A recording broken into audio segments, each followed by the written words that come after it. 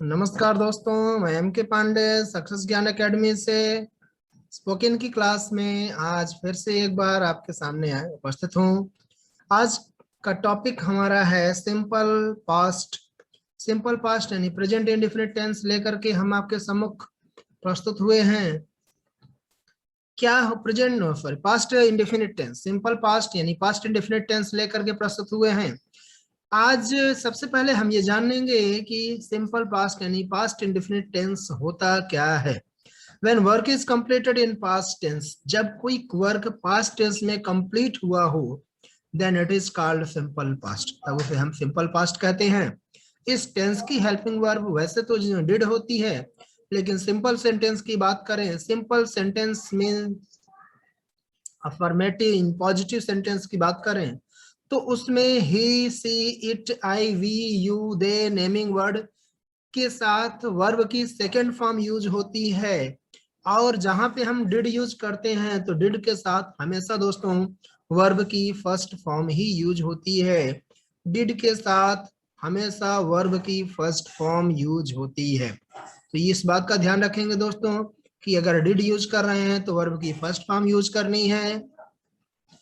इसके बाद हम चलते हैं पॉजिटिव सेंटेंस की तरफ। पॉजिटिव सेंटेंस का स्ट्रक्चर होता है वह यानी पहले सब्जेक्ट, फिर सेकेंड फॉर्म ऑफ वर्ब, फिर ऑब्जेक्ट। एक एग्जांपल देखते हैं। जैसे एग्जांपल की बात करते हैं कि एग्जांपल हमने लिया, वह ही करके हंसा। ही करके हंसना, गिगल। हंसने का भी कई तरीका होता है, जैसे ही करके हंसना, दांत निकाल के हंसना, पूरा मुंह खोल के हंसना, होठों के नीचे हंसना। इस तरह के कई तरह के वर्ड होते हैं, सारे वर्ड आपको आगे मिलेंगे। वह ही करके हंसा, ही गिगल्ड। गिगल्ड मीन्स ही करके हंसना। उसने हींग खरीदा, उसने हींग खरीदा। ही बॉट असाफोटिडा, असाफोटिडा, असाफोटिडा हींग। नेगेटिव सेंटेंस की बात करते हैं। पहले सब्जेक्ट, फिर डिड नॉट, फिर फर्स्ट फॉर्म ऑफ वर्ब, फिर ऑब्जेक्ट। एक एग्जांपल लेते हैं। रहीम ने 100 रुपए दान नहीं दिए। तो Rahim did not donate. Donate means होता है दान करना। डोनेट, डोनेशन, दान, डोनेट, दान करना। रहीम डिड नॉट डोनेट 100 रुपीज या रुपीज 100। वे हंसते हंसते लोट पोट नहीं हुए। वे हंसते हंसते लोट पोट नहीं हुए, हंसते हंसते लोट पोट हो जाना। Be burst into laughter, be burst into laughter, हंसते हंसते लोट पोट हो जाना। They did not be burst into laughter, they did not be burst into laughter, वे हंसते हंसते लोट पोट नहीं हुए। तो ये ऐसी चीजें हैं, ये ऐसा सेंटेंस है, ये एक यूनिक टेंस है। यूनिक टेंस, पूरे टेंस में केवल एक यही एकमात्र टेंस है जिसमें वर्ब की सेकेंड फॉर्म यूज होती है। सिंपल में चलते हैं अब इंट्रोगेटिव सेंटेंस की तरफ। सबसे पहले आप आगे बढ़ने से पहले चैनल को सब्सक्राइब जरूर कर लीजिए, वीडियो को लाइक कर लीजिए, शेयर कर लीजिए। आते हैं इंट्रोगेटिव सेंटेंस की तरफ। इंट्रोगेटिव सेंटेंस भी दो प्रकार का होता है, एक यस या नो में आंसर आता है और एक डबल इंट्रोगेटिव जिसको हम बोलते हैं क्वेश्चन वर्ड टाइप का होता है। हम यस या नो टाइप की बात करते हैं। डिड, सब्जेक्ट, फिर फर्स्ट फॉर्म ऑफ वर्ब, फिर ऑब्जेक्ट। क्या रहीम ने 100 रुपए दान दिए? Did Rahim donate 100 rupees? Did Rahim donate 100 rupees? Last में क्वेश्चन मार्क। क्या रहीम ने 100 रुपए दान दिए?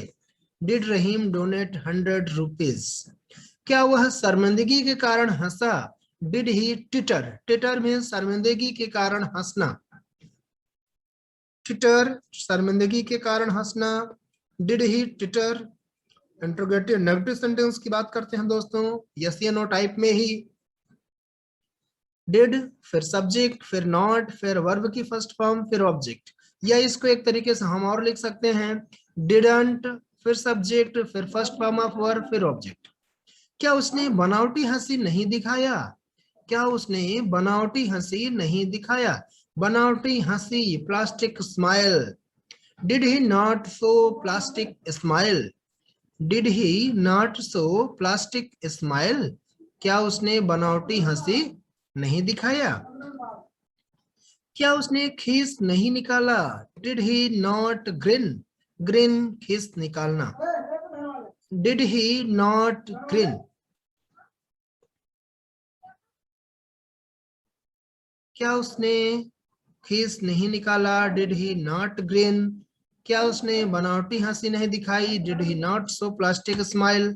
डबल इंट्रोगेटिव की बात करते हैं दोस्तों. डबल इंट्रोगेटिव सेंटेंस ऐसा होता है जिसमें क्वेश्चन वर्ड भी होता है और डिड भी पहले यूज होता है.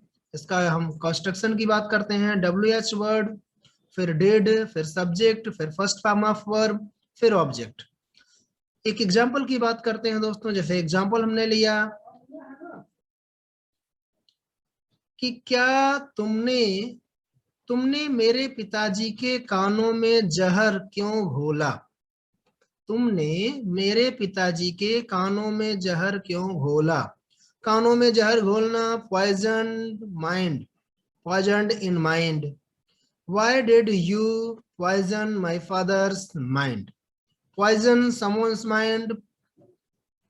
Why did you poison my father's mind?